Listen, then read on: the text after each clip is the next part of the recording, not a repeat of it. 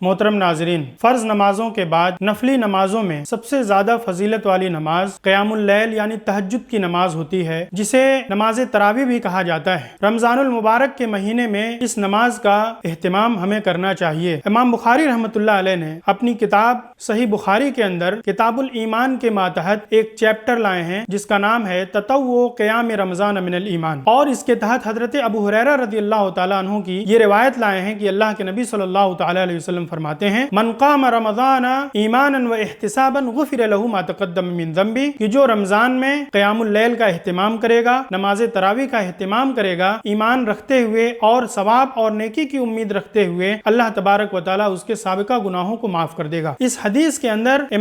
اس حدیث کو امام بخاری رحمۃ اللہ علیہ نے تطوع قیام رمضان من الایمان کے تحت لائے ہیں۔ اس سے ثابت ہوتا ہے کہ قیام اللیل کی نماز یہ نفلی نماز ہے۔